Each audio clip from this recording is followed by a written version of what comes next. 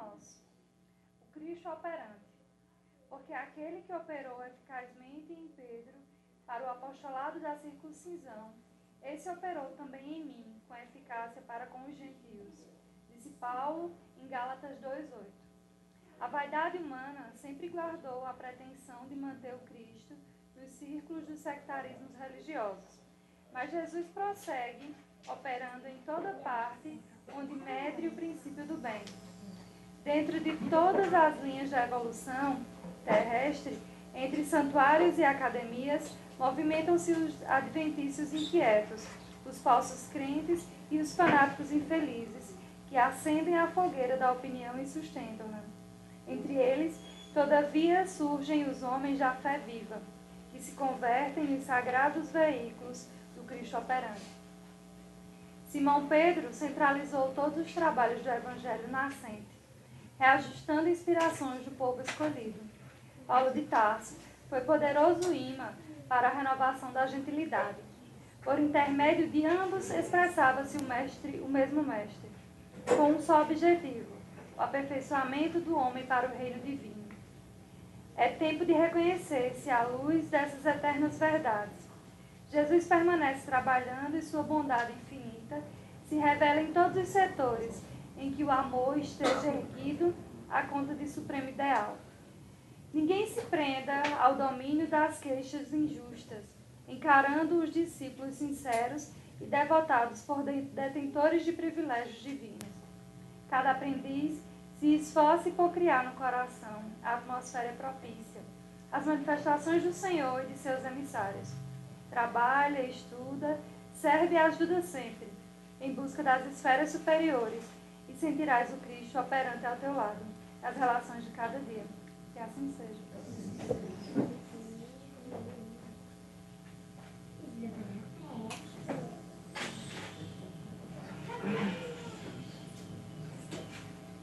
Vamos todos fechar os nossos olhos e entrar agora em comunhão com Deus, com o Pai Celestial.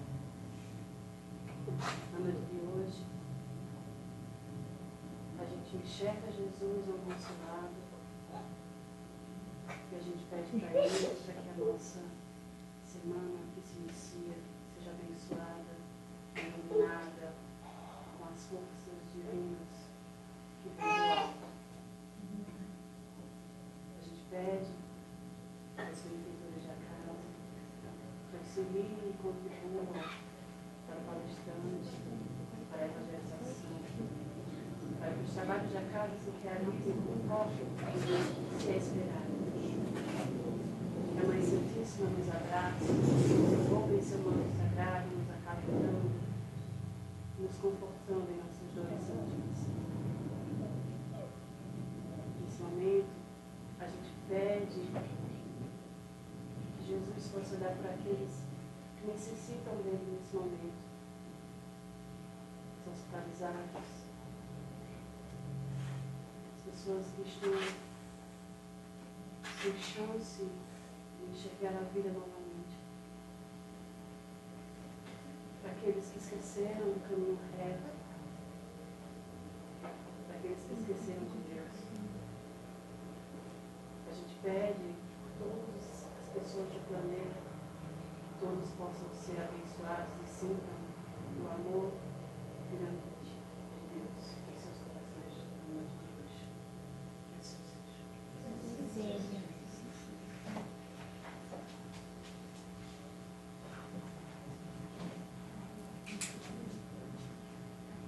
Evangelização? Esteja à vontade, viu? Esteja à vontade.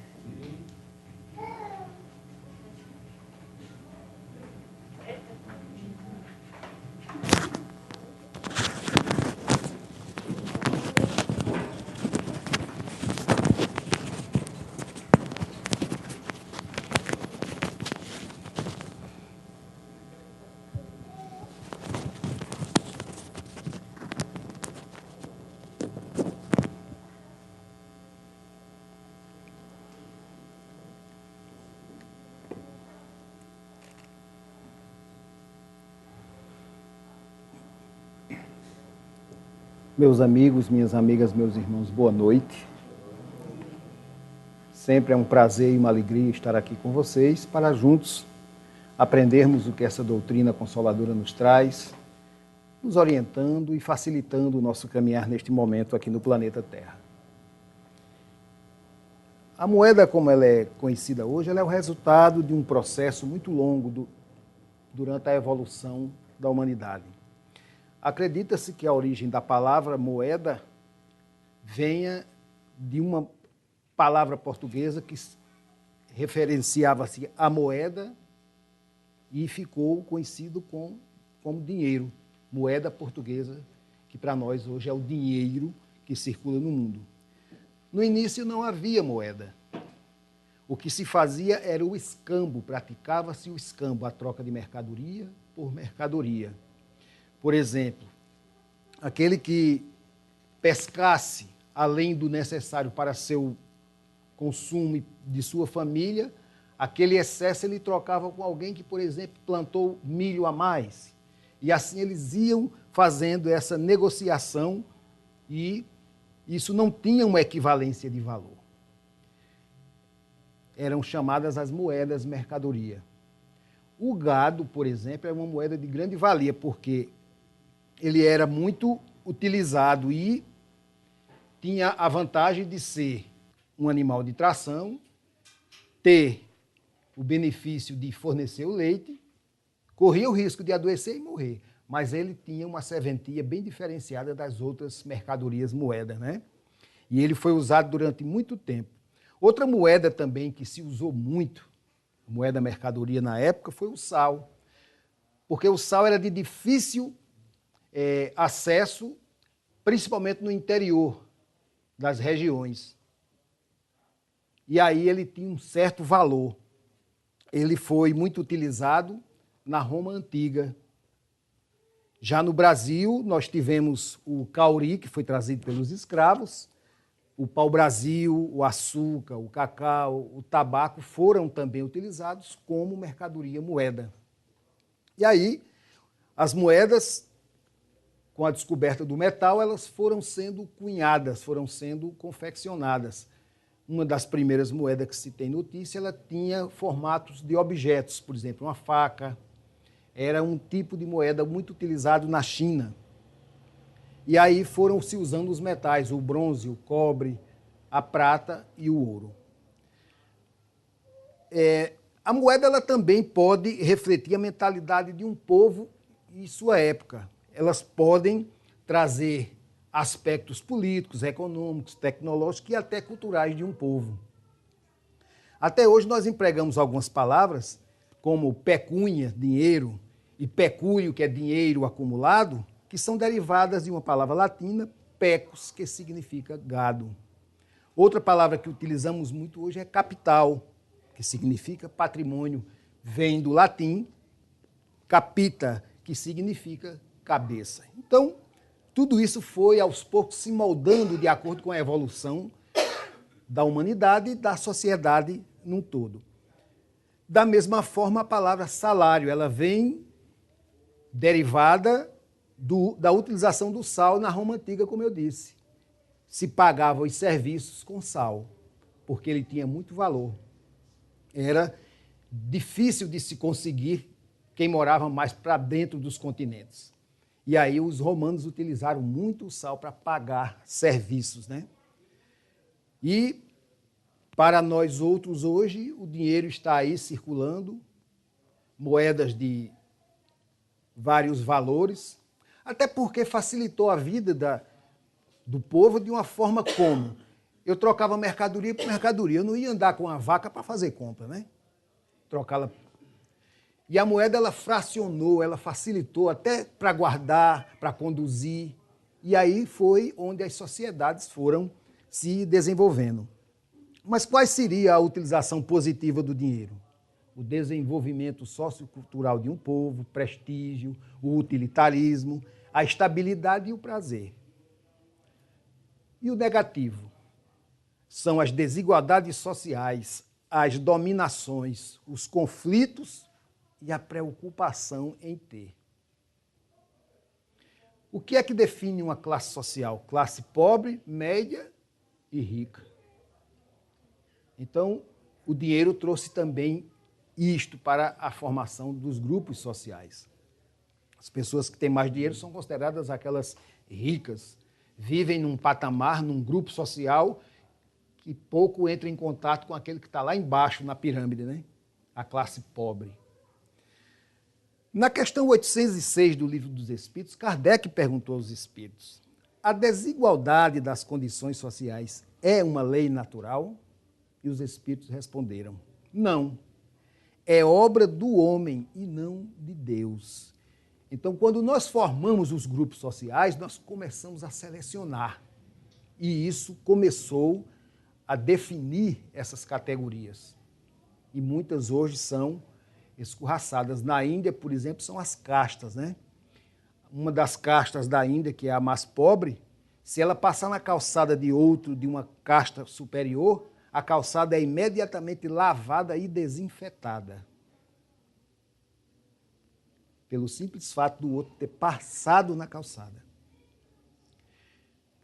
Houve época nos Estados Unidos em que negro não entrava em lugar que tivesse branco, nem branco no lugar que tivesse pretos. Escolas só para pretos, cinema só para pretos, teatro só para pretos, e assim os conflitos foram imensos. E nós conhecemos através da história, temos como uma imagem do mártir que lutou muito para acabar com isso, foi o Martin Luther King, né? Todos conhecemos. Como também outros que vieram depois em outros países que lutaram para acabar com essa questão do racismo. Aí nós perguntamos: você se considera uma pessoa rica ou pobre? Como é que nós mensuramos a riqueza? Pelo tamanho da mansão? Pelo carro do ano? Pelas roupas importadas, não é o caso dessa, essa aqui é de tabuleiro? Ou pela possibilidade de viagens internacionais de longo período? Ou você é daqueles que considera a saúde e a harmonia da família como itens de imensa riqueza? Existem tesouros inumeráveis no mundo que desfrutamos sem sequer nos mostrarmos agradecidos ao dono de tudo, Deus. Deus nos oferece as serras onde nós subimos, onde nós desfrutamos do ar puro, o mar que nós adentramos e nos maravilhamos com suas cores, com sua beleza, com seu vigor, a riqueza das flores, das matas, os animais, o ar puro que as árvores nos fornecem, árvores que se ergueram há séculos e sustentam ainda o frescor das matas. Nos refrescamos nos rios caudalosos de águas às vezes cristalinas, saciamos a sede em fontes minerais. Então somos verdadeiramente pessoas muito ricas, porque tudo isso nos pertence. Para completar essa nossa riqueza, só nos falta a virtude da gratidão, de erguermos o coração em uma prece de agradecimento, louvando ao Pai de todos nós pela distribuição farta que Ele nos oferece todos os dias. Nós não paramos para pensar nisso, né? Não temos tempo porque estamos contando nosso dinheiro, né? E isso atrapalharia. Na questão 811 do Livro dos Espíritos, mais uma vez Kardec questiona os espíritos. A igualdade absoluta das riquezas é possível e existiu alguma vez? Resposta: não. Não é possível. A diversidade das faculdades e dos caracteres se opõem a isso. Então, jamais vamos ter só classe rica. Por uma questão muito óbvia, não é? Quem faria o trabalho? Todo mundo rico? Não teria aquele assalariado, né, para fazer o serviço pesado, grosseiro. Isso lembra uma história de um pai de família que, muito rico, resolveu levar seu filho para o interior, para que ele conhecesse a pobreza e observasse o quanto eles eram ricos. E escolheu uma fazenda pequena, de um povo humilde, e passaram lá um dia e uma noite. Na volta, o pai pergunta ao filho: e aí, como foi a viagem? Ah, papai, muito boa. Ele, vendo que o garoto dava respostas curtas, ele adentrou mais no assunto. O que foi que você viu lá que lhe chamou a atenção? Ah, papai, realmente eu vi muitas coisas. Lá eles têm 4 cachorros. E eles recebem as suas visitas, os seus amigos, como se fossem de casa, lambem nossas mãos em sinal de respeito, abanam o rabo de alegria. Mal me conheciam, correram atrás de mim, brincaram, fizeram-me subir em árvores e até pular cercas. Nós temos um cachorro em casa, gordo e orgulhoso como nós, com o pelo listroso, mal olha para as pessoas quando chegam. Ah, lá na nossa casa nós temos uma piscina que vai até o meio do terreno, da frente da casa, onde lá só toma banho as pessoas que por nós são escolhidas até para ficarem ao redor dela. Lá eles têm um rio com água cristalina correndo, fazendo voltas 1000 aí sobre as pedras, e até peixes tem. Nós temos na nossa casa uma varanda com muitos lustres, com luminárias, com cadeiras luxuosas. Lá eles têm a lua e as estrelas, se deitam no tapete verde da grama e começam a contar as estrelas como se fossem ter fim. E a lua e as estrelas clareiam até a estrada daqueles outros que vão passando. Nosso muro vai até o portão eletrônico com grades altas imensas. Lá eles têm uma floresta como quintal. Eles entram, não sabem se vão encontrar uma coruja adormecida, ou os pássaros cantantes, ou até um veado assombrado perdido. É, papai, a viagem foi muito boa e aprendi muita coisa. E antes que o pai interrompesse, ele disse, e por sinal, foi aí que eu percebi, papai, o quanto a gente é pobre. No livro Depois da Morte, Leon Denis, no capítulo 45, ele diz, o homem simples e humilde em sentimentos, rico em qualidades morais, embora seja inferior em faculdades, apossar-se-á mais depressa da verdade do que o soberbo ou presunçoso da ciência terrestre, que se revolta contra a lei que o rebaixa e derrui seu prestígio.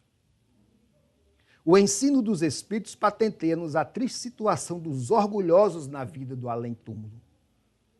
Os humildes e pequenos deste mundo acham-se aí exaltados. Os soberbos e os vaidosos aí são apoucados e humilhados. É aquela história. Eu tenho fazendas, tenho carros, casas, edifícios, aviões. Aí desencarno, lá eu não tenho nada. Fica tudo aqui, não é? Nós não conseguimos levar nada. Até onde eu sei, caixão não tem cofre e mortalha ainda não tem bolso. Mas o orgulhoso, o vaidoso, por isso ele sofre do outro lado. Porque ele não vai ter a recepção que ele imaginava. Não vai ter o tapete vermelho, não vai ter trombetas soando, não vai ter um comitê de recepção. Pode até ter, né? Mas de obsessores. Enfim, o texto nos mostra que os humildes lá são bem recebidos. Como Jesus dizia, o último aqui será o primeiro lá. É que uns levaram consigo o que constitui a verdadeira supremacia, as virtudes, as qualidades adquiridas pelo sofrimento, ao passo que outros tiveram de largar no momento da morte todos os seus títulos, todos os bens de fortuna a seu vão saber. Tudo o que neste mundo lhe formava a glória e sua felicidade esvai-se como fumaça. Chegam ao espaço pobres, esbulhados, e este súbito desnudamento, contrastando com o passado esplendor, desconsola e, sobremodo, os mortifica. Imagina o sofrimento de uma pessoa nesse nível, né? Chegar lá e se deparar numa situação dela não é quem ela pensa que era quando estava aqui, que mandava e obedeciam. Se Jesus prometeu aos humildes e aos pequenos a entrada nos reinos celestes, é porque a riqueza e o poder engendram muitas vezes o orgulho. No entanto, uma vida laboriosa e obscura é o tônico mais eficaz para o progresso moral. Mais uma vez, Kardec, lá no Livro dos Espíritos, pergunta, na questão 814, por que Deus concedeu a uns a riqueza e o poder e a outros a miséria? Resposta, para provar cada um de uma maneira diferente. Aliás, vós sabeis, essas provas são escolhidas pelos próprios espíritos, que muitas vezes sucumbem ao realizá-las.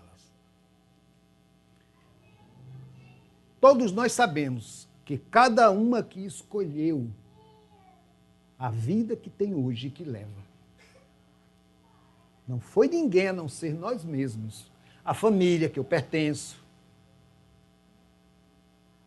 os amigos que eu vou ter ao longo da existência, as formaturas, tudo foi por nós previamente programado. Posso mudar isso? Posso. Melhorando ou até piorando. Quando pior é o caso dos que muitas vezes sucumbem na sua prova, quando se deixam levar pela vaidade, pelo orgulho. Não é crime nenhum ter um carro novo, sua casa boa, seu colchão confortável, seu emprego bom. Não existe nada contra isso. Mas o cuidado é que isto, como disse aqui o texto, poderá nos levar ao desvario da vaidade, do orgulho, da cupidez. Um exemplo prático disso é se algum de nós aqui tirar sozinho na Mega Sena hoje à noite, amanhã ele já se muda daqui, né? Ele não vai mais pertencer a esse quadro social. E até porque eu tenho medo da gente ir lá na porta dele pedir algum trocado, né? É amigo. Então o dinheiro às vezes muda as pessoas. E como muda? Aí é onde está a grande prova. A riqueza é uma pobreza tão maior do que a da pobreza. Por isso que é difícil. E como nós sabemos, no processo reencarnatório, nas idas e vindas, sempre nós voltamos o oposto do que fomos anteriormente. Obviamente, todos aqueles que se encontram, na maioria, na pobreza hoje, foram talvez ricos de um passado. E estão experimentando o que é ser pobre, como também a cor da pele.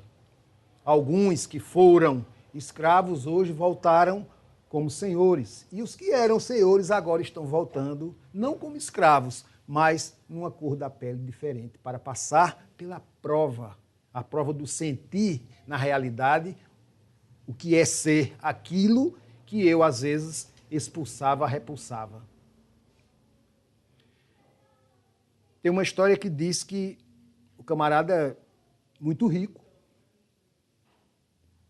pediu à esposa que, quando falecesse, seu caixão fosse todo recheado com cédulas de maior valor. Desencarna e o pedido é atendido. No velório, muita gente, todo mundo observava o caixão recheado de notas. E como no mundo tem os espertos, alguém se aproxima, choroso. Ah, era uma pessoa. Ela disse, olha, isso era tão meu amigo. Você não sabe as confidências que ele às vezes fazia comigo. Eu também, nos meus momentos. Mas eu estava observando, dizendo à viúva, a senhora não acha que esse dinheiro assim no caixão, quando isso chegar lá no cemitério, não vai alguém querer à noite roubar? Porque a senhora não faz o seguinte, eu dou um cheque no valor que tem ali, nominal ao falecido e cruzado. Então nós percebemos que a sabedoria de uns está em todo canto, né? Porque onde é que o defunto ia trocar o cheque, além do mais cruzado, ele tinha que depositar. E do outro lado, que eu saiba, não tem... Eu assisti o filme, aquele de André Luiz, né? Nosso Lar, eu não vi banco lá, não. Alguém viu? Então, qual é a nossa riqueza? Aquela que Jesus recomendou. Ajuntai os tesouros que a traça não roa, que a ferrugem não coma e que os ladrões não roubam. Que é justamente o bem que você faz ao outro. O amor que você tem pelo outro.